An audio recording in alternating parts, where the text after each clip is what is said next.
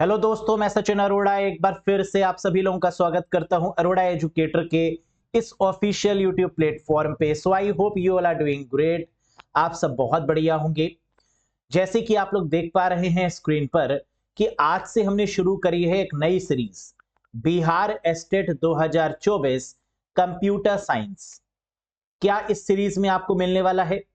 12 सितंबर 2023 को पेपर हुआ बिहार स्टेट का, जहां पर कई सारे कैंडिडेट्स को पेपर का लेवल थोड़ा टफ लगा। जबकि अगर आप देखेंगे तो पेपर का लेवल टफ बिल्कुल नहीं है। अगर आपने पेपर पर अच्छे से कमांड की होगी, बढ़िया तरीके से पढ़ा होगा, तो पेपर आपका मॉडरेट लेवल पे था। यानी आसान क्वेश्चंस भी थे, मॉडरेट लेवल के क्वेश्चंस भी थे, और कुछ क्वेश्चंस तो आपको बिल्कुल हाई लेवल के मिलते हैं, क्योंकि ये एग्जामिनेशन है तो मिक्स पैटर्न पर ही एग्जाम लिया जाता है। बात करेंगे अब यहां से हम लोग टॉपिक वाइज उन क्वेश्चंस की जो कि 12 सितंबर 2023 को पूछे गए टॉपिक वाइज। तो सबसे ज्यादा जो टॉपिक से क्वेश्चन पूछे गए वो था आपका नेटवर्किंग, शिफ्ट 1 शिफ्ट 2। हम लोग क्या सिर्फ यहां पर क्वेश्चंस देखेंगे? सिर्फ क्वेश्चन नहीं देखेंगे, बल्कि हर एक क्वेश्चन का बहुत बढ़िया तरीके से एनालिसिस भी करेंगे, क्योंकि हमें यह पता है कि एग्जाम में जो क्वेश्चन बनेंगे 2024 में वो इन्हीं टॉपिक से बनेंगे। तो पहले हम उन टॉपिक्स को कवर अप करने की कोशिश करेंगे जो कि आपके शिफ्ट 1 और शिफ्ट 2 में कवर किए गए, और आप देखेंगे कि यहां पर लगभग हर एक टॉपिक को कवर किया गया है। तो आपको जो प्रिपरेशन लेकर चलनी है 2024 के लिए, वो इसी लेवल और इसी पैटर्न के बेसिस पर लेकर चलनी है। साथ ही साथ आपको यहां पर बीपीएससी वाले लेवल को भी देखना होगा, क्योंकि बीपीएससी 1.0, बीपीएससी 2.0 ये भी एग्जाम हो चुके हैं। तो इनके पेपर के पैटर्न को भी लेकर आपको चलना होगा, क्योंकि वहां से भी क्वेश्चन रिपीट जरूर होंगे। तो 1.0, 2.0 प्लस बीपीएससी के साथ साथ एस्टेट के जो प्रीवियस ईयर के क्वेश्चंस हैं, ये आपको बहुत अच्छे तरीके से प्रैक्टिस होनी चाहिए। हर एक क्वेश्चन को कम से कम आपने 3 से 4 बार सॉल्व किया हुआ होना चाहिए। ये सब हम आपको करवाएंगे। कैसे आपको प्रिपरेशन करनी है ये भी बताएंगे, और क्या आपकी स्ट्रेटजी रहनी चाहिए इस पर भी पूरी आपको गाइडेंस हम प्रोवाइड करेंगे। तो चलिए दोस्तों, आज है इसका डे 1। हम आपको यह भी बता दें कि अगर आप एस्टेट और बीपीएससी को लेकर अलर्ट हैं और कोई भी चांस गंवाना नहीं चाहते, आप चाहते हैं कि कंप्यूटर पर एक बहुत बढ़िया पकड़ बने, सारे कॉन्सेप्ट बहुत अच्छे से समझ में आए, सारे मॉक टेस्ट हम लगा पाए, किसी भी क्वेश्चन को पूछा जाए कहीं से भी पूछें, हमारे पास उसका आंसर होना चाहिए।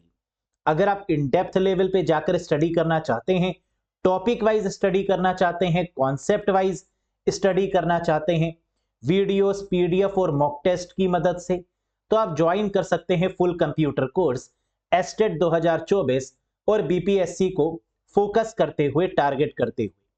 क्या क्या मिलेगा इस कोर्स में? कॉन्सेप्ट, एमसीक्यूज, पीडीएफ, वीडियोस और मॉक टेस्ट, यानी सभी कुछ यहां पर आपको मिल रहा है। यहां पर टोटल वीडियोस आपके पास कितनी होंगी? 65 प्लस। कितने घंटे की टोटल वीडियोस होने वाली हैं? 100 आवर्स की लगभग। क्या यहां पर सारे टॉपिक्स आपको मिलेंगे? जी हां। क्या इसके अलावा भी आपको कुछ पढ़ने की रिक्वायरमेंट है? बिल्कुल भी नहीं, क्योंकि इस कोर्स में सारे वीडियोस अपडेट किए जाएंगे। जितने भी टॉपिक्स हैं उन सबको कवर किया जाएगा डे वाइज। अब यहां पर क्वेश्चन ये उठता है कि सर कैसे ज्वाइन करें इस बेस्ट कोर्स को? इसकी वैलिडिटी है 12 months from the date of purchase. जिस दिन आप इसको परचेज करेंगे तब से लेकर 12 महीने तक इस कोर्स की वैलिडिटी रहने वाली है, 1 साल की। इस वैलिडिटी में आप इस कोर्स को कैसे ज्वाइन कर सकते हैं? अरोड़ा एजुकेटर एप्लीकेशन को इंस्टॉल करिएगा गूगल प्ले स्टोर की मदद से, और फिर आप इस कोर्स से कनेक्ट कर सकते हैं। किसी भी कंफ्यूजन, किसी भी डाउट के रिगार्डिंग दिए गए नंबर पे आप व्हाट्सएप कर सकते हैं और अपने कंफ्यूजन को डायरेक्टली मुझसे पूछ सकते हैं। क्लियर है? तो चलिए दोस्तों, फटाफट से एक बार डिस्कस करते हैं नेटवर्किंग के शिफ्ट 1 में पूछे गए सबसे पहले 15 क्वेश्चंस। फिर इसके बाद बात करेंगे नेटवर्किंग के ही शिफ्ट 2 में पूछे गए क्वेश्चंस पर। तो यानी शिफ्ट 1 के क्वेश्चंस पर भी बात हो रही है, और शिफ्ट 2 के क्वेश्चंस पर भी बहुत डिटेल में डिस्कशन होगा। मजा आ जाएगा आपको सेशन में, बहुत ध्यान से देखिएगा। क्वेश्चन जो पूछे गए नेटवर्किंग से वो क्या थे? ये रहा पहला क्वेश्चन जो कि नेटवर्किंग से एग्जाम में पूछा गया। What is the primary function of routing in the network layer? Network layer पर राउटिंग का जो फंक्शन होता है वो क्या होता है? राउटिंग का मेन कार्य क्या होता है? डेटा फ्रेमिंग करना, error correction, finding the best path for data, या फ्लो कंट्रोल करना? सोचिए। अब जैसे ही आपने क्वेश्चन पढ़ा तो आपको दिख गया होगा राउटिंग, और आपको ये पता है कि राउटर किस ओएसआई मॉडल के किस लेयर पर काम करता है। तो अगर आपने कॉन्सेप्ट पढ़े हैं तो आप जानते हैं कि ओएसआई मॉडल की तीसरी लेयर, जिसे नेटवर्क लेयर कहा जाता है, वहीं पर राउटर काम करता है, वहीं पर आईपी एड्रेस काम करता है। और राउटर का मेन काम क्या होता है? रूट निर्धारित करना कि आपका जो डेटा है वो किस सोर्स आईपी एड्रेस से किस डेस्टिनेशन आईपी एड्रेस तक जाएगा। यही काम तो होता है राउटर का। नेटवर्क लेयर का आईपी एड्रेस डिसाइड करना, या कैसे आपका डेटा बहुत बढ़िया तरीके से सोर्स से डेस्टिनेशन तक जाए, ये पता करना। तो आंसर क्या होगा? डेटा फ्रेमिंग बिल्कुल नहीं, एरर करेक्शन भी नहीं, finding the best path for data बिल्कुल सही, ये होगा करेक्ट जवाब। यानी जब हम राउटिंग देखते हैं तो हमें याद आता है किसका? राउटर का। और ओएसआई मॉडल की ऐसी कौन सी लेयर है जो राउटर पे डील करती है? तो आंसर है तीसरी लेयर, नेटवर्क लेयर। और ये आईपी एड्रेस को भी गवर्न करती है और पैकेट्स को ट्रांसफर करने में मदद भी करती है। तो इतनी बातें आपको पता होनी चाहिए। अच्छा, डेटा फ्रेमिंग आंसर क्यों नहीं हुआ? क्योंकि आपको यह पता होगा कि ओएसआई मॉडल की जब हम बात करते हैं तो फ्रेम्स किस लेयर में आता है? Very good, data link layer में। क्योंकि फिजिकल लेयर में बिट आता है, फिजिकल लेयर में जो डेटा ट्रेवल करता है वो बिट के फॉर्म में करता है, डेटा लिंक लेयर में फ्रेम्स के फॉर्मेट में करता है। तो फ्रेमिंग की जब भी बात होती है हम किसकी बात करते हैं? डेटा लिंक लेयर की। एरर करेक्शन क्यों नहीं होगा? क्योंकि एरर करेक्शन करने का काम भी किसका होता है? डेटा लिंक लेयर का। और यहां पर बात किसकी हो रही है? नेटवर्क लेयर की। फ्लो कंट्रोल, फ्लो कंट्रोल करने की रिस्पॉन्सिबिलिटी किस लेयर की है? बताओ मुझे, ऐसी कौन सी लेयर है जो डेटा के फ्लो को मेंटेन करती है? आंसर है सबसे पहले data link layer. Data link layer की जो ऊपर वाली लेयर होती है जिसे हम बोलते हैं LLC, logical link control. Data link layer जो होती है वो दो लेयर में डिवाइडेड होती है, एक है एलएलसी लॉजिकल लिंक कंट्रोल और दूसरी है मैक, मीडिया एक्सेस कंट्रोल। तो जो ऊपर वाली लेयर है एलएलसी, उसका काम होता है क्या करना?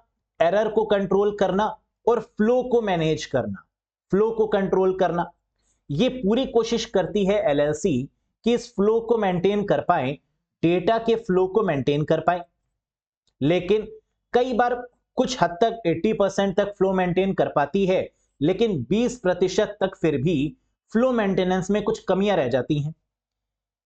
अब इन कमियों को कौन सॉल्व करेगा? तो आंसर है इन कमियों को सॉल्व करेगी ट्रांसपोर्ट लेयर।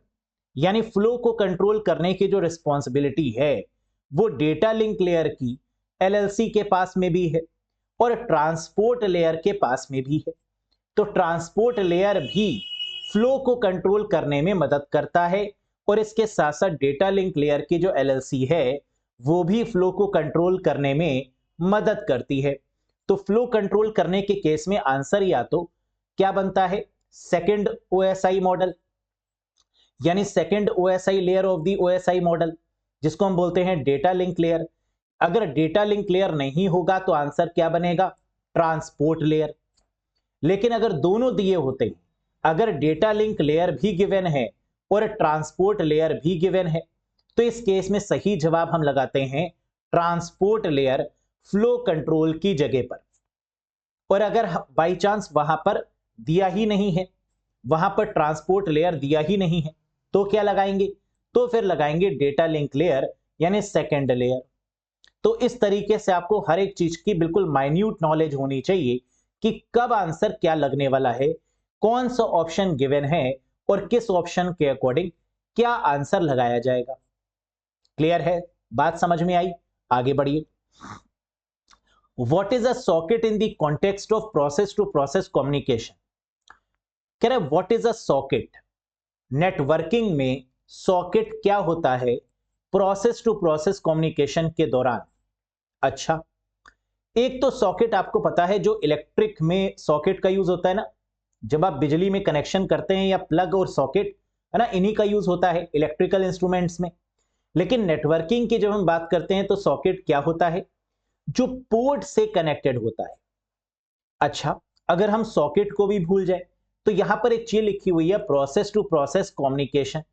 पर आप जानते हैं नेटवर्किंग में ओएसआई मॉडल में ऐसी कौन सी लेयर है जो प्रोसेस टू प्रोसेस कम्युनिकेशन करती है? आंसर है ट्रांसपोर्ट लेयर, जो कि रिस्पॉन्सिबल है प्रोसेस टू प्रोसेस कम्युनिकेशन के लिए। और ट्रांसपोर्ट लेयर में किसका यूज किया जाता है? पोर्ट एड्रेस का। और पोर्ट एड्रेस किसकी मदद से काम करता है? तो आंसर है सॉकेट की मदद से। ये सॉकेट होता क्या है? ये एक सॉफ्टवेयर इंटरफेस होता है। What is a socket? It is a type of N interface, it is a type of a software interface for network communication, जिसके द्वारा नेटवर्क जो है वो आपस में कम्युनिकेट करता है। तो करेक्ट आंसर क्या हो गया? B, a software interface for network communication. अब क्वेश्चन ये उठता है कि सर प्रोसेस टू प्रोसेस किसका काम है? ट्रांसपोर्ट लेयर का। और यहां पर क्या दिया है? सॉकेट। तो सॉकेट क्या है? A socket is bound to a port number. कह रहे जो सॉकेट है वो पोर्ट नंबर या पोर्ट एड्रेस के द्वारा बाउंड किया जाता है, बांधा जाता है। और ये जो प्रोसेस टू प्रोसेस कम्युनिकेशन है ये ट्रांसपोर्ट लेयर के द्वारा करता है। और हम लोग जानते हैं कि ओएसआई मॉडल में जो ट्रांसपोर्ट लेयर होती है that is called the heart of the OSI model. ये ओएसआई मॉडल की दिल होती है, यानी सबसे इंपॉर्टेंट अगर कोई लेयर है ओएसआई मॉडल में तो वो ट्रांसपोर्ट लेयर है। ट्रांसपोर्ट लेयर हम जानते हैं टीसीपी और यूडीपी प्रोटोकॉल पे काम करता है। टीसीपी का मतलब होता है ट्रांसमिशन कंट्रोल प्रोटोकॉल और यूडीपी का मतलब होता है यूजर डेटाग्राम प्रोटोकॉल। टीसीपी हमारी कनेक्शन ओरिएंटेड प्रोटोकॉल है, जबकि यूडीपी हमारी कनेक्शन लेस प्रोटोकॉल के अंतर्गत में आती है। Heart of the OSI model है ट्रांसपोर्ट लेयर, और एसएसएल और टीएलएस भी ट्रांसपोर्ट लेयर पर ही काम करता है। ट्रांसपोर्ट लेयर पर दो तरीके की सिक्योरिटी लगाई जाती है। एक एसएसएल है जो पहले यूज की जाती थी, सिक्योर्ड सॉकेट लेयर, जो एचटीटीपीएस में लगाई जाती थी, एसएसएल सर्टिफिकेट। और अब इसकी जगह पर जो इनहैंस सिक्योरिटी है, जो बढ़ाई गई सिक्योरिटी है, वो क्या है? टीएलएस है, ट्रांसपोर्ट लेयर सिक्योरिटी। तो इतनी बातें आपको इस क्वेश्चन की मदद से समझ में आई कि सॉकेट का मतलब क्या होता है? जो पोर्ट के द्वारा बंधा हुआ हो। प्रोसेस टू प्रोसेस का मतलब क्या होता है? ये काम किसका है? ट्रांसपोर्ट लेयर का। और ट्रांसपोर्ट लेयर के बारे में जितनी भी इंपॉर्टेंट चीजें हैं वो सब आपको यहां से पता चल गई।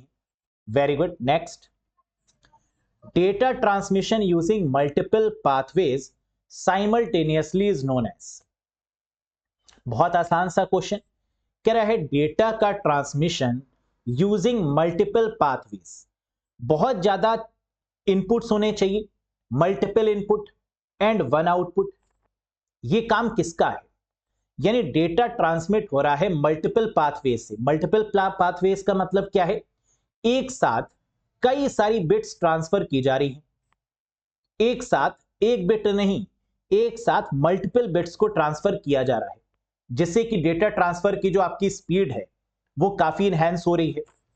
और ये काम कौन करती है?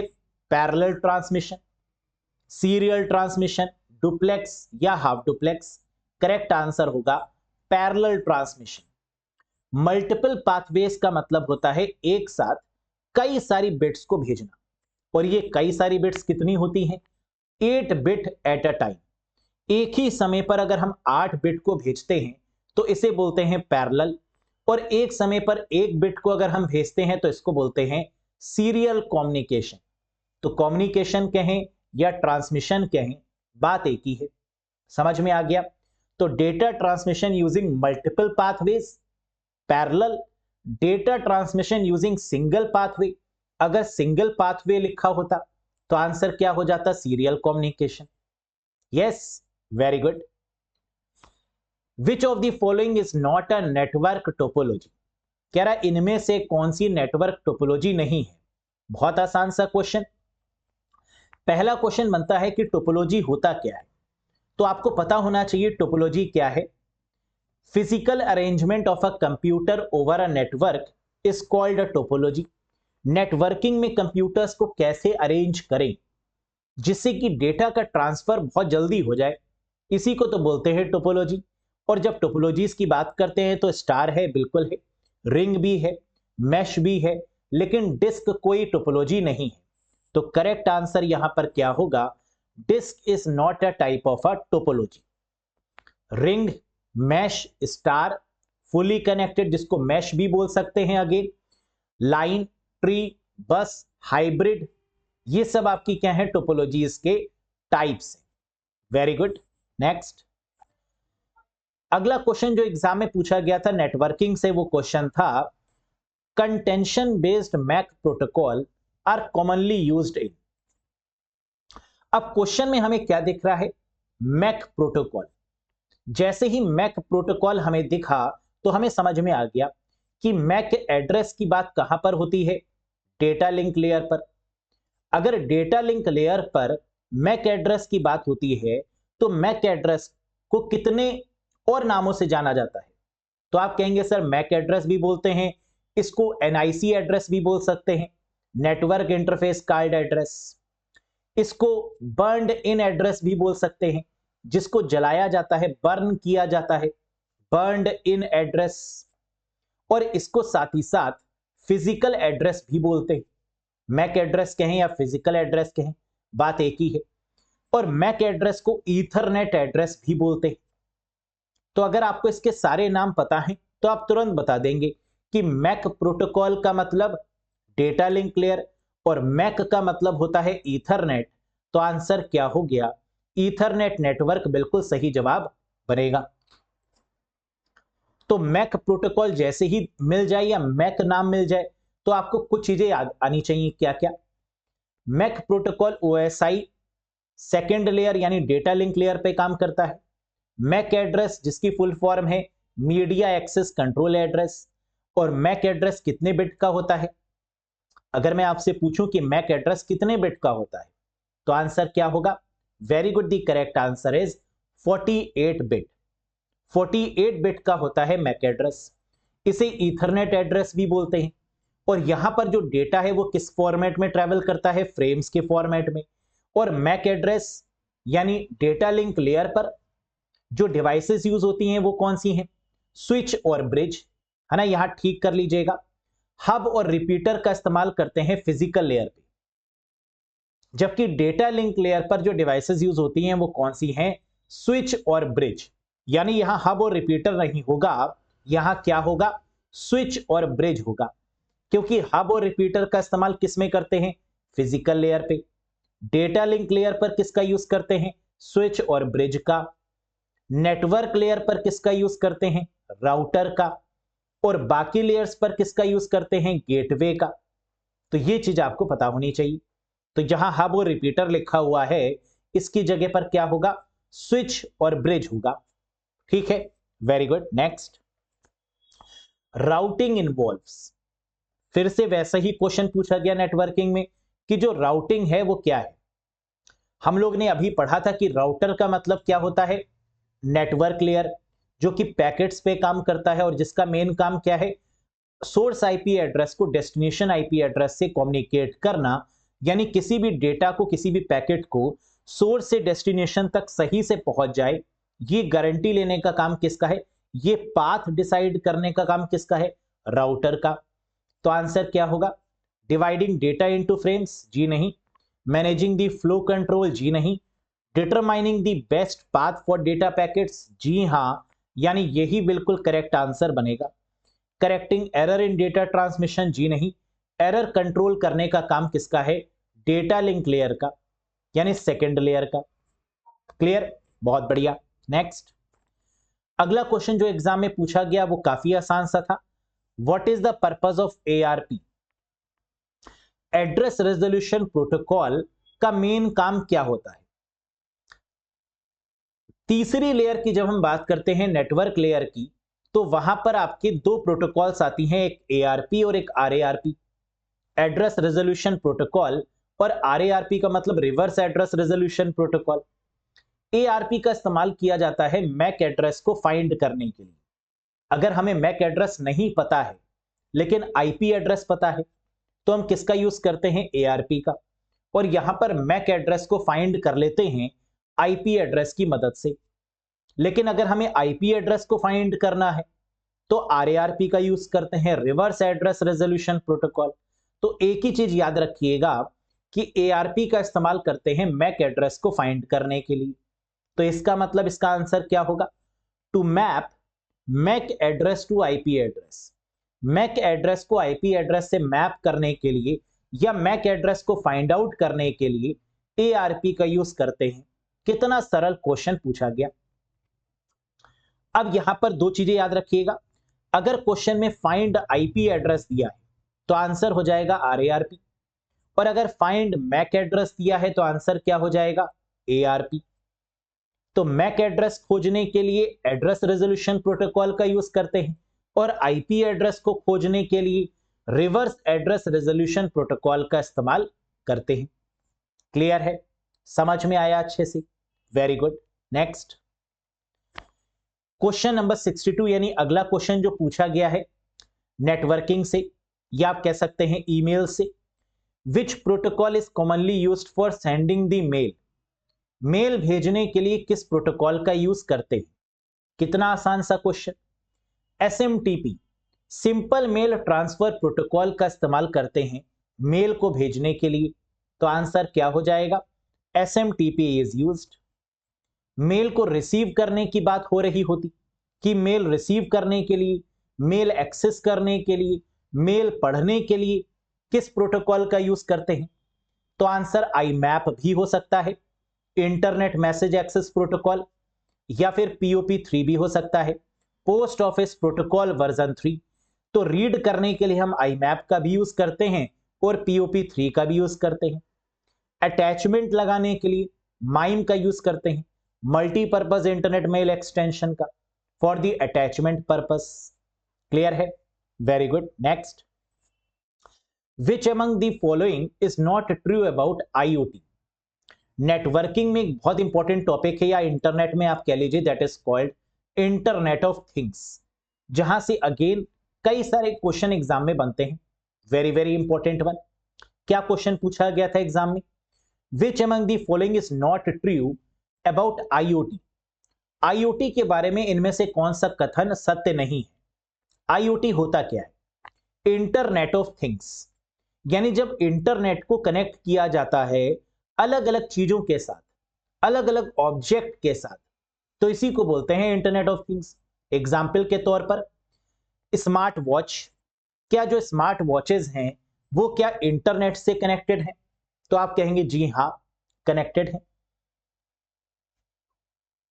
पल्स मीटर, या फिर आप कह सकते हैं स्मार्टफोन्स, क्या स्मार्टफोन्स भी इंटरनेट से कनेक्टेड है। जी हां।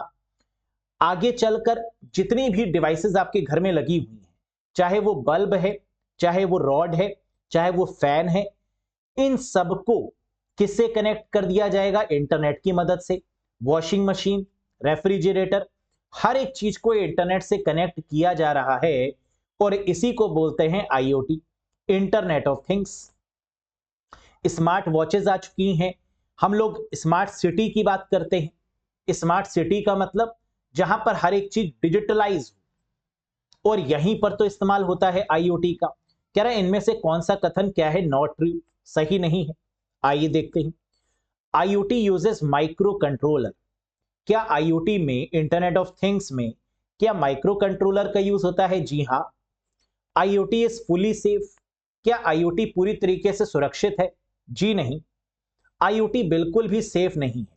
क्यों, क्योंकि यहां पर हम डेटा को इनक्रिप्ट नहीं कर पा रहे हैं, क्योंकि यहां पर हम लोग इंक्रिप्शन नहीं कर सकते। सबसे बड़ी दिक्कत IoT में क्या है कि इसको सिक्योर नहीं किया जा सकता। काफी हद तक कोशिश जारी है, लेकिन इसमें इंक्रिप्शन लागू नहीं किया जा सकता। यह एक सबसे बड़ी दिक्कत है। तो इसका मतलब IoT इज फुली सेफ, ये स्टेटमेंट गलत है। तो यही हो गया आंसर। और ये स्टेटमेंट गलत क्यों है?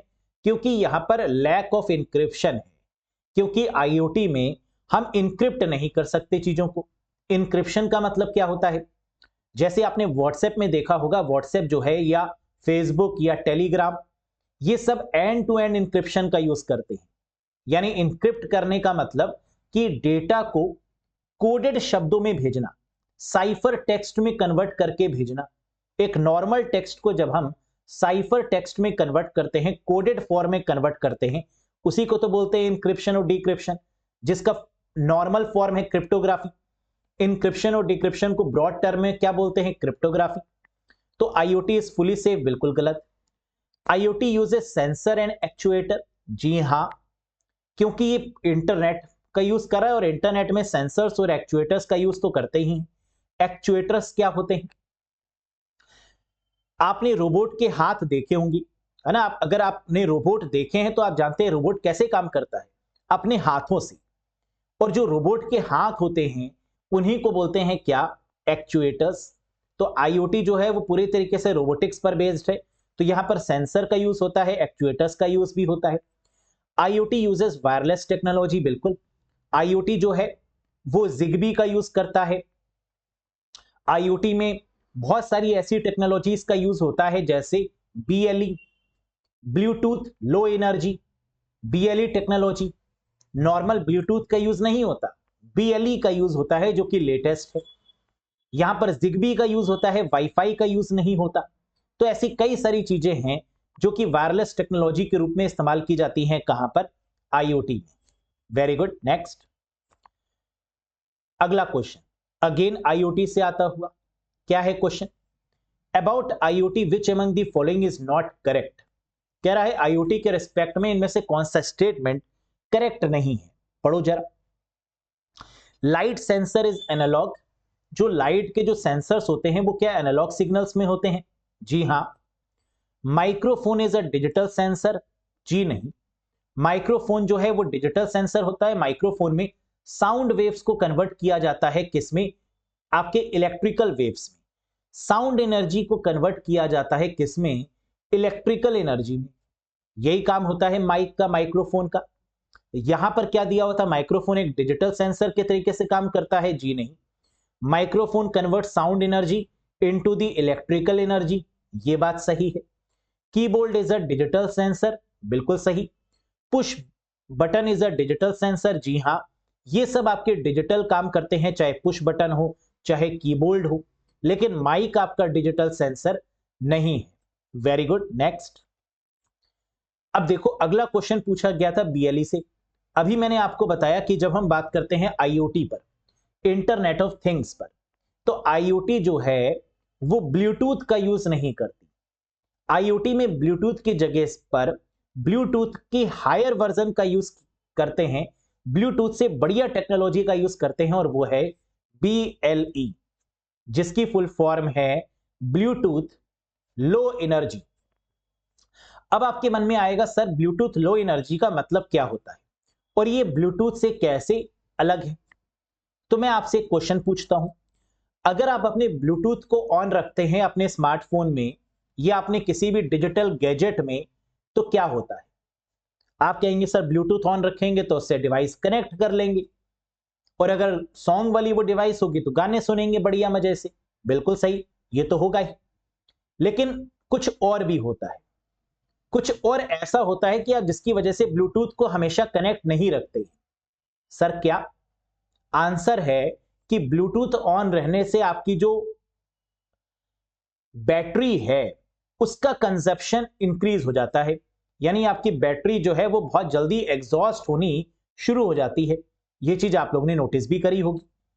और इसी चीज को देखते हुए BLE टेक्नोलॉजी को लाया गया, जो बैटरी कंजप्शन को क्या करती है? लो करती है। बहुत ज्यादा बैटरी आपकी कंज्यूम नहीं होगी। किस कॉन्सेप्ट की मदद से? BLE के कॉन्सेप्ट की मदद से।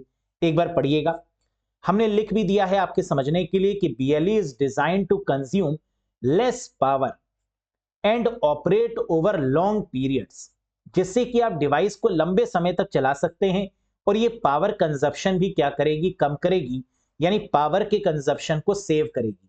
तो आपकी जो बैटरी की लाइफ है वो बढ़ेगी, जल्दी जल्दी आपको डिवाइसेस को चार्ज नहीं करना होगा। That is the biggest importance of BLE, Bluetooth low energy. समझ में आया?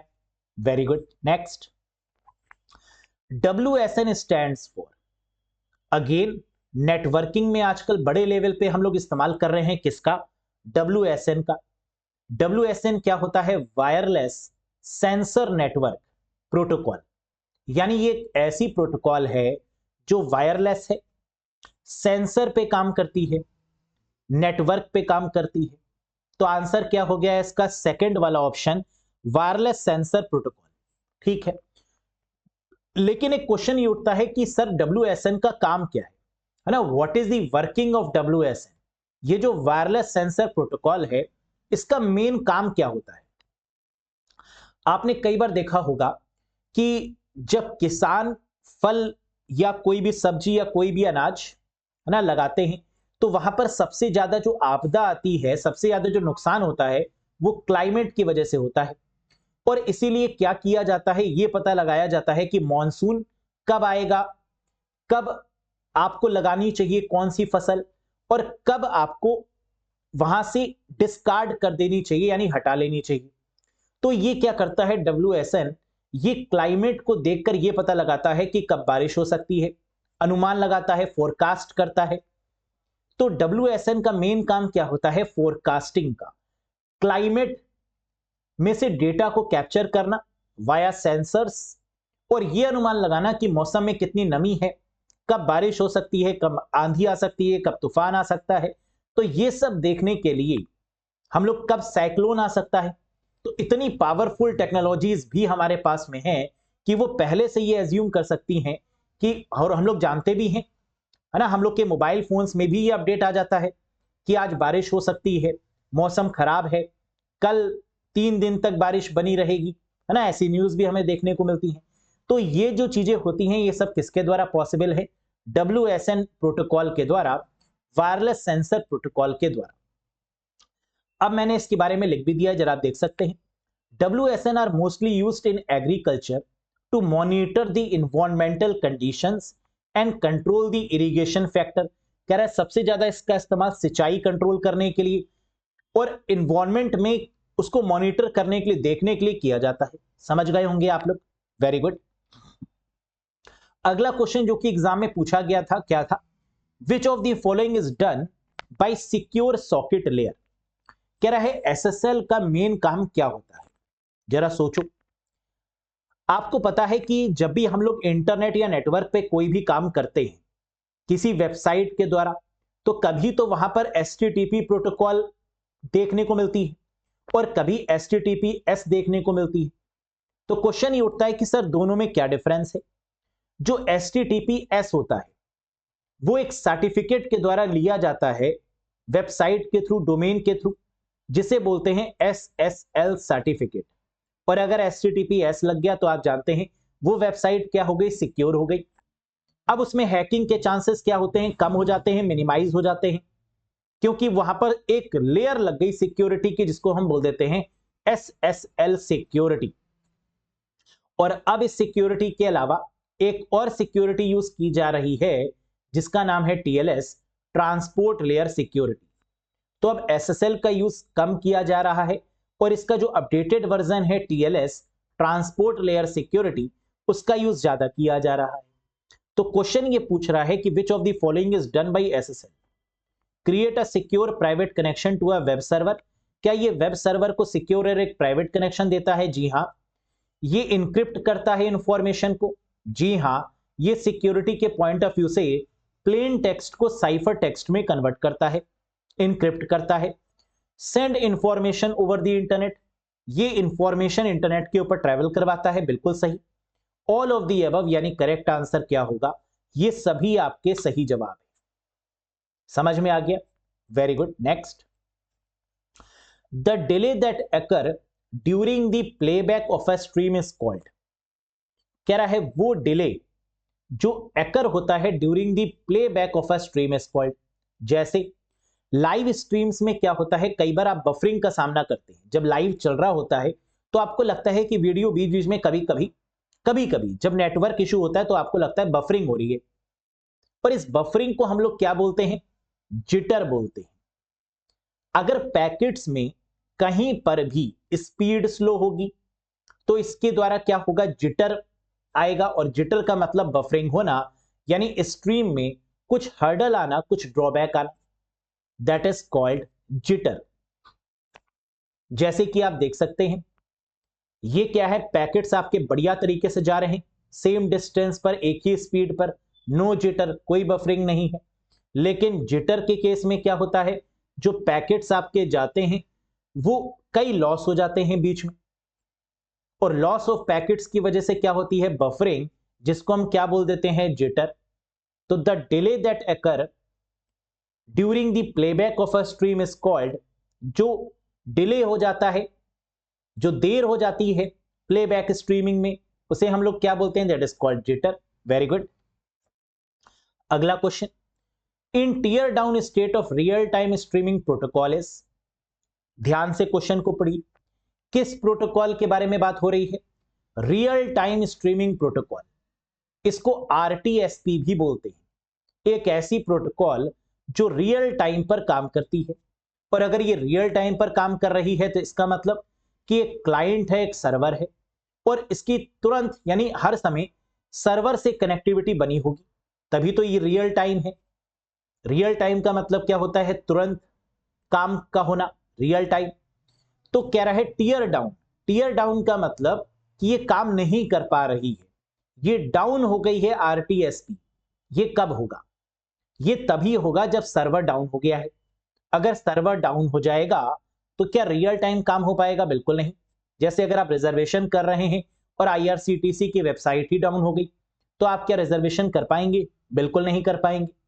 तो आंसर क्या होगा, जरा देखिए, the server resources for client, server delivers the stream to client, server suspend delivery of stream, या server break down the connection. No doubt कि जब सर्वर ब्रेकडाउन होगा तभी हमारा क्या हो गया, टीयर डाउन हो गया। तो टीयर डाउन का मतलब बंद होना, और सर्वर ब्रेकडाउन का मतलब भी क्या है कि सर्वर बंद हो गया, वो ब्रेकडाउन हो गया, उसमें कोई एरर आ गई, कोई कमी आ गई, जिसकी वजह से वो काम नहीं कर पा रहा है। साथ ही साथ ये भी याद रखिएगा कि आरटीएसपी की फुल फॉर्म क्या है, रियल टाइम स्ट्रीमिंग प्रोटोकॉल, जिसकी मदद से लाइव स्ट्रीमिंग होती है। तो जितनी भी लाइव स्ट्रीमिंग होती है कहीं पर भी, वो इसी प्रोटोकॉल की मदद से होती है, that is called real time streaming protocol. Very good. Next, ये वो क्वेश्चंस थे जो शिफ्ट 1 में पूछे गए 15 क्वेश्चन, शिफ्ट 2 में पूछे गए 13 क्वेश्चन। देखिए नेटवर्किंग टॉपिक कितना इंपॉर्टेंट रोल प्ले कर रहा है एस्टेट पेपर के लिए, यहीं से अंदाजा लग रहा है। तो ऐसे ही हम और भी लाएंगे आपको, हर एक टॉपिक वाइज जितने भी क्वेश्चन है वो सब करवाएंगे। लेकिन उससे पहले देख लेते हैं शिफ्ट 2 में पूछे गए नेटवर्किंग के 13 क्वेश्चन पर। आइए, सबनेटिंग से क्वेश्चन पूछा गया, और सबनेटिंग जो है वो नेटवर्किंग का बहुत इंपॉर्टेंट पार्ट है। कह रहा है subnetting allows for faster data transmission, improved error control, efficient use of IP address, या इंक्रीज नेटवर्क सिक्योरिटी। क्वेश्चन ये उठता है कि सबनेटिंग होता क्या है। आंसर तो बाद में देंगे, पहले कॉन्सेप्ट को समझने की कोशिश करते हैं। नाम से ही पता चल रहा है, सब नेटिंग यानी नेटवर्क को सब यानी छोटे छोटे हिस्सों में बांट देना। जब हम एक बड़े नेटवर्क को छोटे छोटे हिस्सों में बांटते हैं तो इसी को बोलते हैं क्या, सबनेटिंग। जब हम एक आईपी एड्रेस को डिवाइड करते हैं छोटे छोटे एड्रेसेस में तो इसे बोल देते हैं सबनेटिंग। जैसे अगर मैं आपसे पूछूं कि एक आईपी एड्रेस कितने भागों में बटा होता है, तो क्या इसका आंसर आप दे पाएंगे? एक आईपी एड्रेस कितने पार्ट्स में डिवाइडेड होता है? बिल्कुल आपको याद होना चाहिए, आपको पता होना चाहिए कि एक आईपी एड्रेस 2 भागों में बटा होता है, एक नेटवर्क एड्रेस और एक होस्ट एड्रेस। इसका मतलब कि ये क्या है, ये सबनेटिंग ही तो है। एक बड़ा एड्रेस, एक बड़ा नेटवर्क छोटे नेटवर्क्स में डिवाइड होना, यह एक आईपी एड्रेस को हम लोग डिवाइड करते हैं नेटवर्क एड्रेस और होस्ट एड्रेस में, इसी को बोलते हैं सबनेटिंग। और ये काम क्यों करते हैं?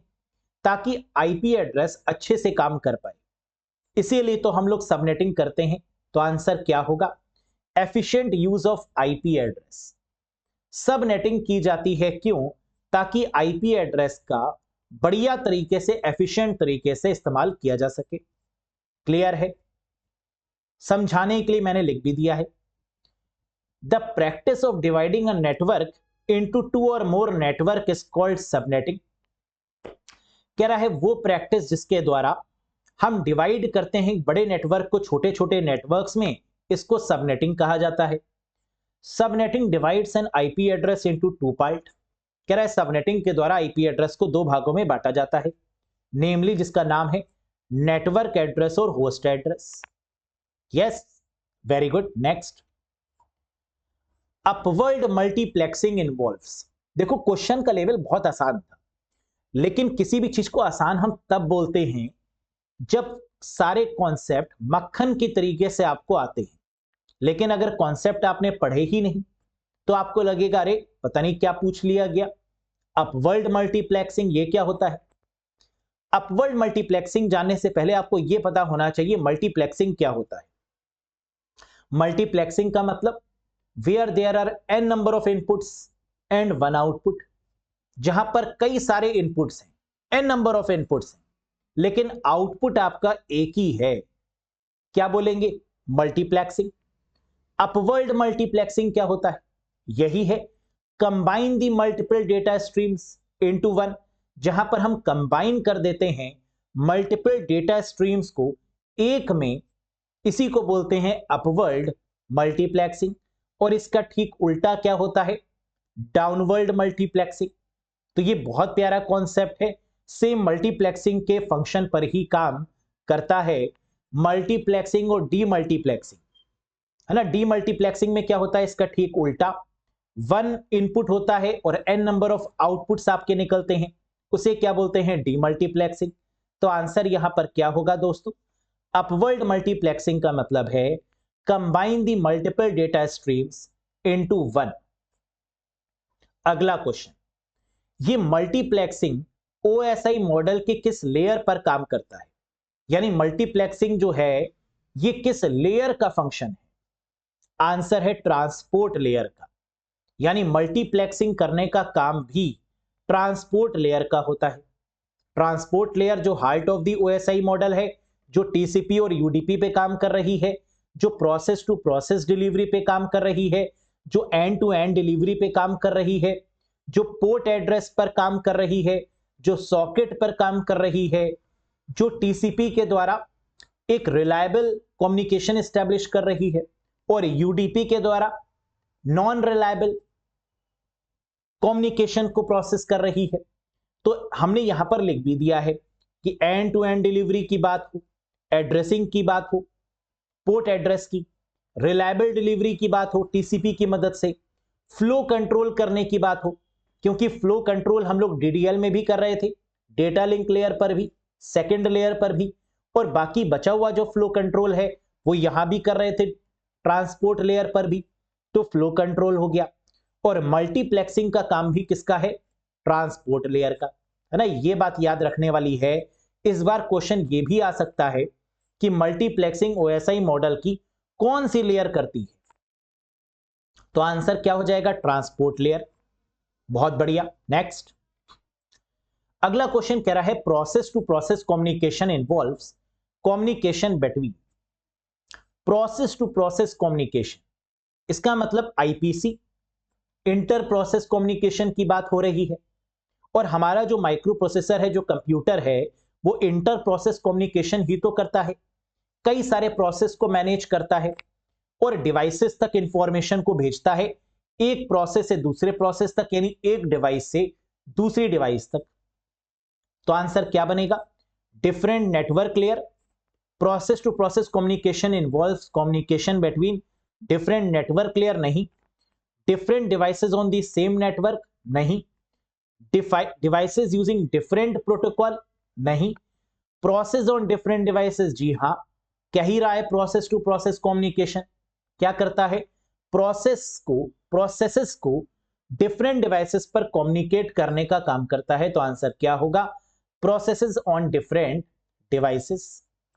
तो जब भी प्रोसेस टू प्रोसेस की बात हो, आप याद रखिएगा बात इंटर प्रोसेस कम्युनिकेशन की हो रही है, आईपीसी की हो रही है। Very good, next. पीएलसी भी यहां पर इंपॉर्टेंट रोल प्ले करता है, प्रोसेस लाइफ साइकिल। तो प्रोसेस लाइफ साइकिल की जो आपकी स्टेजेस हैं, 5 स्टेजेस हैं, उनके बारे में भी इन डेप्थ नॉलेज होनी चाहिए, है ना, इंपॉर्टेंट पार्ट है इसका प्रोसेस टू प्रोसेस कम्युनिकेशन का। Next, the HTTP protocol is used for, कह रहा है जो एचटीटीपी प्रोटोकॉल है इसका इस्तेमाल क्यों किया जाता है। तो पहले आप मुझे यह बताइए कि एचटीटीपी प्रोटोकॉल ओएसआई मॉडल पर कहां काम करती है, बताइए। बहुत बढ़िया, एचटीटीपी प्रोटोकॉल ये सबसे ऊपर काम करती है एप्लीकेशन लेयर पर। एफटीपी की बात करें फाइल ट्रांसफर प्रोटोकॉल, एसएमटीपी की बात करें सिंपल मेल ट्रांसफर प्रोटोकॉल, या टेलनेट की बात करें, एचटीटीपी की बात करें, ये सब आपकी कहां काम करती हैं, सबसे ऊपर वाली layer, that is called application layer, जो कि यूजर के बेहद करीब होती है। एचटीटीपी प्रोटोकॉल का मेन काम क्या होता है, क्लाइंट और सर्वर के बीच में कम्युनिकेशन एस्टैब्लिश करना, अभी हम लोग ने पीछे देखा भी था। तो एचटीटीपी क्या है, ईमेल कम्युनिकेशन नहीं, क्योंकि ईमेल कम्युनिकेशन में 4 प्रोटोकॉल्स यूज होती हैं, एसएमटीपी, पीओपी3, आईमैप या माइम, तो ये तो होगा नहीं। फाइल ट्रांसफर के लिए जी नहीं, क्योंकि फाइल ट्रांसफर का मतलब होता है अपलोडिंग और डाउनलोडिंग। अपलोडिंग और डाउनलोडिंग के लिए जो प्रोटोकॉल यूज होती है वो है एफटीपी, फाइल ट्रांसफर प्रोटोकॉल, तो भाई साहब ये भी नहीं होगा। आगे बढ़ते हैं, वेब ब्राउजिंग, बिल्कुल सही। वेब ब्राउजिंग करने के लिए यानी इंटरनेट पर सर्फ करने के लिए जो प्रोटोकॉल काम कर रही है वो क्या है, एचटीटीपी, यानी करेक्ट आंसर मिल चुका है, C is the right one. Remote terminal access, बिल्कुल नहीं। रिमोट टर्मिनल का मतलब क्या होता है कि जैसे आपने कहा कि सर मेरे कंप्यूटर में कोई प्रॉब्लम आ गई है, कैसे रिजॉल्व होगा, मैंने कहा एक काम करो, एमई एडमिन या टीम व्यूअर के थ्रू मुझे अपना कंप्यूटर सपोर्ट पे दो, मैं जरा देखता हूं कहां पर प्रॉब्लम आई है। तो मैं अपने ऑफिस में बैठकर ही आपके घर में सिस्टम को कंट्रोल कर सकता हूं वाया रिमोट टर्मिनल्स प्रोटोकॉल, जैसे एमई एडमिन हो गया, टीम व्यूअर हो गया, ब्ला ब्ला ब्ला एंड सो ऑन, बहुत सारे सॉफ्टवेयर्स हैं, ये रिमोट टर्मिनल एक्सेस प्रोवाइड करते हैं। साथ ही साथ ये भी याद रखिएगा कि एचटीटीपी का पोर्ट नंबर क्या होता है ना, ये कई बार एग्जाम्स में पूछा जाता है। तो एचटीटीपी 80 पोर्ट नंबर पे काम करती है, 80 पे काम करती है। आपने देखा भी होगा कई बार जब आप कुछ भी सर्च करते हैं वहां पर लिखा भी रहता है 8080, और कई बार एरर भी तो आती है 8080 सर्वर डाउन, यानी एचटीटीपी जिस प्रोटोकॉल पे काम करती है वो क्या है, 80, और एचटीटीपीएस जिस पोर्ट नंबर पे काम करता है वो है 443। एचटीटीपीएस के लिए पोर्ट नंबर 80 नहीं होता, ये 443 होता है, ये बात याद रखिएगा। और एचटीटीपी क्या करती है, रिक्वेस्ट करती है और रिस्पॉन्स करती है, यानी क्लाइंट क्या करता है, रिक्वेस्ट करता है, सर्वर क्या करता है, रिस्पॉन्स, और इन क्लाइंट और सर्वर को आपस में कम्युनिकेट करने के लिए, वार्तालाप करने के लिए ही एचटीटीपी का प्रयोग किया जाता है। बहुत बढ़िया, next. The term HTTP stands for, बहुत सिंपल सा क्वेश्चन, तो इतने सरल क्वेश्चन भी एग्जाम में आ जाते हैं, है ना, और आएंगे भी, मिक्स आएगा। तो एचटीटीपी की फुल फॉर्म क्या है, हाइपर टेक्स्ट ट्रांसफर प्रोटोकॉल, यानी करेक्ट आंसर होगा option number C, hyper text transfer protocol. Hyper text का मतलब होता है लिंक। लिंक जब आप HTML पढ़ते हैं तो वहां पर हाइपर टेक्स्ट मार्कअप लैंग्वेज की बात होती है, और हाइपर टेक्स्ट का मतलब क्या होता है, लिंकिंग बनाना। वहां पर हम लोग कई सारे किसका यूज करते हैं, टैगिंग का, ओपनिंग टैग, क्लोजिंग टैग, जिसके अंदर हम किसी भी वेबसाइट, किसी भी वेब पेज को क्या करते हैं, डेवलप करते हैं। Yes, next. The length of the IPv6 address is, आपको IPv6, IPv4, मैक एड्रेस, इनकी बिट तो पता होनी चाहिए कि इनकी लेंथ क्या है, ये कितने बिट्स के होते हैं। जब हम बात करते हैं IPv4 की तो 32 बिट का एड्रेस होता है, जब बात करते हैं IPv6 की तो ये 128 बिट का एड्रेस होता है। और जब बात करते हैं मैक एड्रेस की तो ये 48 बिट का होता है। यानी यहां पर करेक्ट आंसर बिल्कुल सही आपने दिया, दैट इज 128 बिट। समझ में आया? तो IPv4 का एडवांस क्या है? IPv6 है। 128 bit, 48 bit plus 16 bit plus 64 bit, network part, subnet ID और क्लाइंट आईडी, इन तीनों से मिलकर बना होता है आपका क्या? IPv6 address. Next, the maximum length in bytes of an IPv4 datagram is. कितना आसान क्वेश्चन। कह रहा है maximum length in bytes of an IPv4 datagram is 32, 256, 1024 या 65,535। IPv4 एड्रेस कितने बिट का होता है? 32 बिट का। जहां पर सोर्स और डेस्टिनेशन की अगर हम बात करें तो 16 बिट फॉर सोर्स और 16 बिट फॉर डेस्टिनेशन।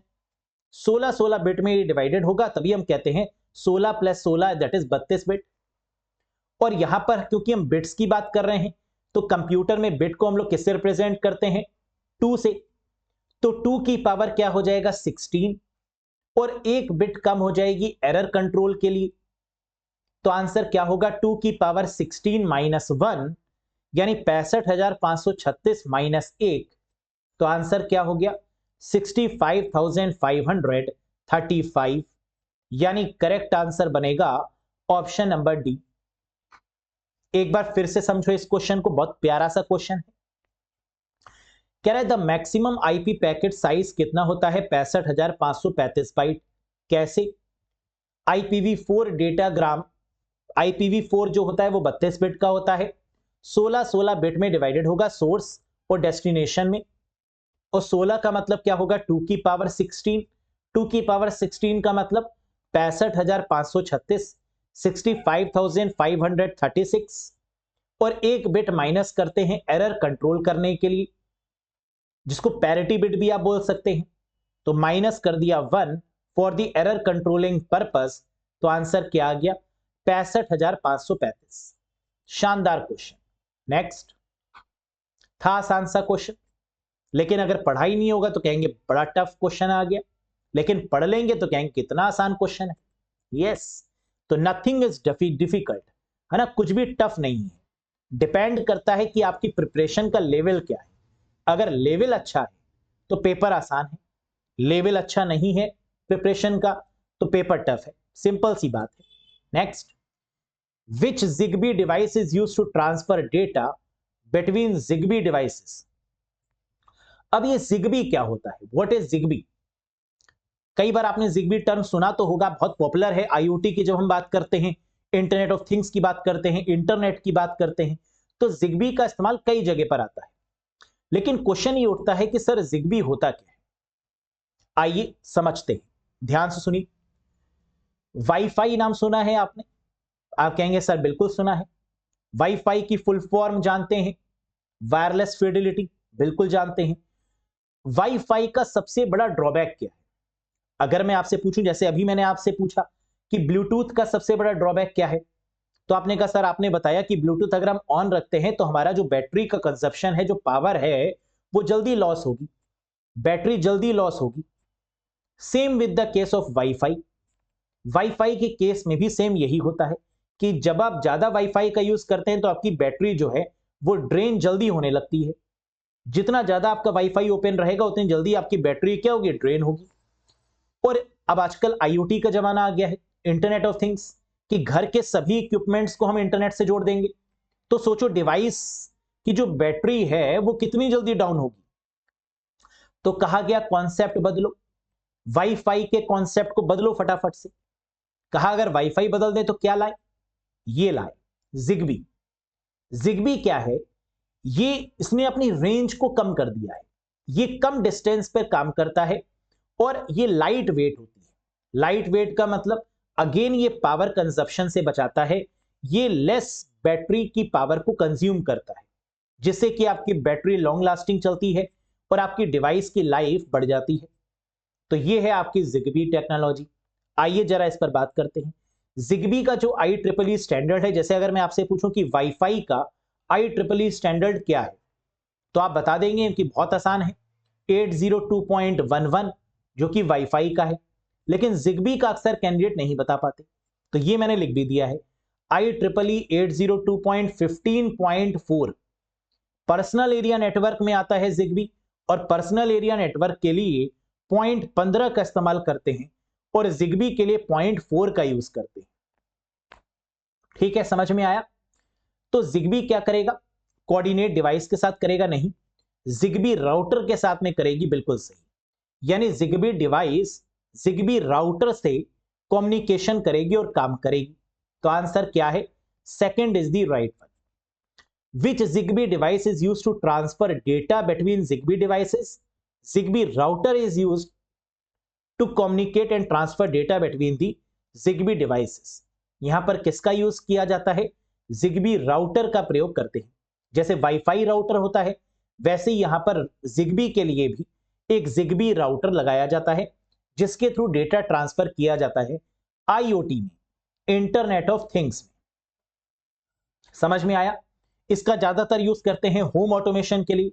अगर आपको अपने पूरे घर को फुली डिजिटलाइज करना है कि आप घर से निकलें और लाइट अपने आप बंद हो जाए, आप घर में आए और लाइट अपने आप जल जाए, इस तरीके की टेक्नोलॉजी का यूज करना है जो मार्क जुकरबर्ग कर रहे हैं अपने घर में, है ना, तो इसके लिए आपको जिग्बी का प्रयोग करना होगा। ZigBee uses much less energy than wifi. हमने लिख भी दिया है कि जिग्बी जो है वो कम एनर्जी कंज्यूम करती है वाईफाई के कंपैरिजन में। The battery life of your device will therefore be much longer on Zigbee than on Wi-Fi। कह रहा है वाईफाई के कंपैरिजन में Zigbee में जो आपकी बैटरी लाइफ होती है वो क्या होती है? ज्यादा होती है ना। यही तो मेन एडवांटेज है इसका। समझ में आ गया कि Zigbee क्या है? वाईफाई का ऑल्टरनेट है, और BLE क्या है? ब्लूटूथ लो एनर्जी, जो कि ब्लूटूथ का ऑल्टरनेट है। Very good, next. अगला क्वेश्चन IoT से आता हुआ और क्या कह रहा है? The internet of things access to real time data and the introduction of cyber physical system mark the big changes for this era is called. इस क्वेश्चन को जरा ध्यान से समझो, ध्यान से सुनो। कह रहा है IoT यानी इंटरनेट ऑफ थिंग्स, ठीक है, access to real time data. Real time data का मतलब होता है आर्टिफिशियल इंटेलिजेंस, रियल टाइम पे काम करती है, big data processing, crypto currency, blockchain technology, ये जितनी भी 5th जनरेशन वाली चीजें हैं ना, रोबोटिक्स, ये सब आपकी रियल टाइम पर काम करती है। And the introduction of cyber physical system mark the big changes for this era. क्या ये artificial intelligence, chatbot, chat GPT, ये एक नई एरा है? जी हां, ये एक नया एरा है जहां पर डिजिटलाइजेशन का एक्सट्रीम यूज हम देखने को मिल रहा है ना, और इसकी कई जगह पर मिसयूज भी होने शुरू हो गए। देखा ही होगा आपने आर्टिफिशियल इंटेलिजेंस का बड़ा मिसयूज बहुत जगह पर आप देखते हैं। ये क्या है? ये इंडस्ट्रियल रेवोल्यूशन है, ये 3rd इंडस्ट्रियल रेवोल्यूशन है, ये इंडस्ट्री 4.0 है, या मैन्युफैक्चरिंग ऑटोमेशन है? क्या है ये है IIoT। IIoT क्या है? डबल IoT क्या है, या I2OT क्या है? Industrial internet of things. पहला I है इंडस्ट्रियल, इंडस्ट्री के लिए यूज किया जाता है, और IoT क्या है? Internet of things. तो इंडस्ट्रियल इंटरनेट ऑफ थिंग्स है, जिसे बोला जाता है इंडस्ट्री 4.0। ये 4.0 क्या है भाई? 4.0 का मतलब है वो जो अब हम लोग इस्तेमाल कर रहे हैं, जिस पर अब बहुत तेजी से काम हो रहा है, ऑटोमेशन पर, बिग डेटा प्रोसेसिंग पर, क्लाउड कंप्यूटिंग पर, ऑटोनोमस IoT या डेटा मैनेजमेंट पर। दिस इज कॉल्ड इंडस्ट्री 4.0, यानी latest technologies are called industry 4.0। समझ में आ गया? तो IoT की जब हम बात करते हैं तो हम किसकी बात कर रहे हैं? IIoT की, इंडस्ट्री 4.0, इंटरनेट ऑफ थिंग्स की। Next, dash are used to overcome the challenges of managing the resources for the IoT. Dash are used कह रहा है किसका इस्तेमाल हम कर रहे हैं टू ओवरकम दी चैलेंजेस, जो चैलेंजेस हमारे सामने हैं उससे निपटने के लिए, उससे ओवरकम करने के लिए, उससे फेस करने के लिए, of managing the resources for of the IoT, जिसके द्वारा आईओटी के रिसोर्सेज को बहुत बढ़िया तरीके से मैनेज कर पाए और जो चैलेंजेस हमारे सामने हैं उसको फेस कर पाए। किसका यूज करेंगे? क्लस्टरिंग का, सॉफ्टवेयर एजेंट्स का, सिंक्रोनाइजेशन टेक्निक का, या क्लस्टर सॉफ्टवेयर एजेंट और सिंक्रोनाइजेशन टेक्निक, इन सब का? बताओ मुझे। अब आप कहेंगे सर आईओटी के सामने क्या चैलेंजेस हैं? तो अभी मैंने आपको बताया कि इंटरनेट ऑफ थिंग्स में जो सबसे बड़ा ड्रॉबैक है, जो सबसे बड़ी कमी है, वो है इंक्रिप्शन की, कि आईओटी जो है वो डेटा को इंक्रिप्ट नहीं करता, सिक्योर नहीं है, सबसे बड़ा चैलेंज। और यहां पर इस सिक्योरिटी को मैनेज करने के लिए हम क्या करते हैं? क्लस्टर बनाते हैं, डेटा को क्लस्टर के फॉर्म में सेंड करते हैं, सॉफ्टवेयर एजेंट्स बनाते हैं, अलग अलग सॉफ्टवेयर्स का यूज करते हैं, सिंक्रोनाइजेशन टेक्निक का यूज करते हैं ताकि चीजें सिंक होकर जाए, एक साथ ट्रेवल करें, जिगबी का यूज करते हैं, बीएलई टेक्नोलॉजी का यूज करते हैं ताकि चीजें बहुत बढ़िया तरीके से मैनेज हो पाए। इसका मतलब आंसर क्या होगा? ये सभी टेक्निक का प्रयोग किया जाता है आईओटी में। तो क्लस्टर भी सही है, सॉफ्टवेयर एजेंट भी सही है और सिंक्रोनाइजेशन टेक्निक भी बिल्कुल करेक्ट है। समझ में आ गया? ये है हमारा आईओटी। आईओटी का कॉन्सेप्ट क्या कहता है? Smart city, health monitor, smart grid, smart factories, smart farming, real estate में आईओटी, रिटेल सेक्टर में internet of things, smart transportation, smart housing, smart home बनाना, ये सब हमारे क्या है? आईओटी है। Next, what is the frame? Frame क्या होता है?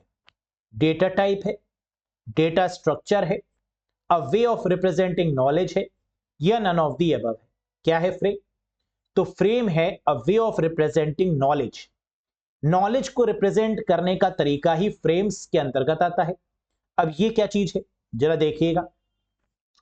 जब हम नॉलेज रिप्रेजेंटेशन टेक्निक की बात करते हैं तो हम बात करते हैं एडवांसमेंट की, कि अपनी नॉलेज में ऐसी कौन सी टेक्निक का प्रयोग करें जिससे कि जो हमारी टेक्नोलॉजी है वो डे बाय डे एडवांस होती जाए। इसको करने के लिए हम कई सारी रिसर्च करते हैं, जैसे logical representation, semantic networks, production rule और फ्रेम्स रिप्रेजेंटेशन। तो ये फ्रेम्स रिप्रेजेंटेशन किसका पार्ट है? नॉलेज रिप्रेजेंटेशन टेक्निक का। मतलब फ्रेम पार्ट है किसका? अ वे ऑफ रिप्रेजेंटिंग नॉलेज का। समझ में आया? तो हम क्या कर रहे हैं? लॉजिकल रिप्रेजेंटेशंस कर रहे हैं। हम लॉजिकली चीजों को सोचने की कोशिश कर रहे हैं कि 5G के बाद में 6G में क्या अलग होगा, 7G में और क्या क्या चेंज हो सकता है, 8G जब आएगा तो क्या लेवल होगा, है ना। देखो किसी ने सोचा था कि 5G आ जाएगा और 5G में इतनी अच्छी स्पीड मिलेगी, लाइव स्ट्रीमिंग हो सकेगी इतनी बढ़िया तरीके से without any error. Logical representations, semantic network.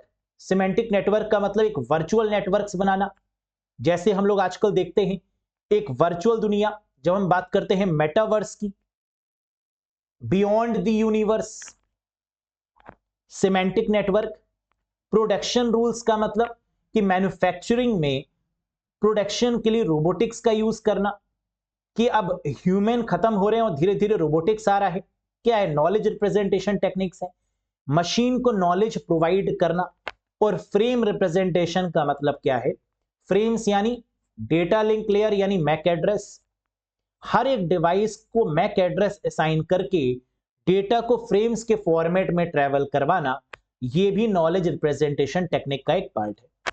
Clear है? नेक्स्ट, अगला क्वेश्चन कह रहा है which one is a communication channel security protocol? Very easy. कह रहा है इनमें से ऐसी कौन सी कम्युनिकेशन चैनल प्रोटोकॉल है जो कि सुरक्षा के लिए इस्तेमाल कर रहे हैं।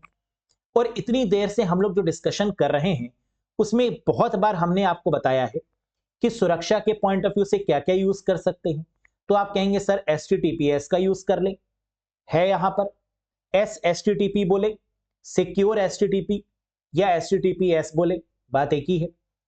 हम TLS का यूज कर ले, ट्रांसपोर्ट लेयर सिक्योरिटी का, SSL का यूज करें सिक्योर्ड सॉकेट लेयर का, या सेट का यूज करें। इन सब का मतलब क्या है, सिक्योरिटी। और ईमेल में हम लोग एक नई तरीके की सिक्योरिटी का यूज करते हैं, that is called pretty good privacy, encryption decryption, ये सब क्या है, सिक्योरिटी तो है। तो इसका मतलब SSL भी सही है, सेट भी सही है, SHTTP भी सही है। तो आंसर क्या हो गया, ऑल ऑफ द अबव।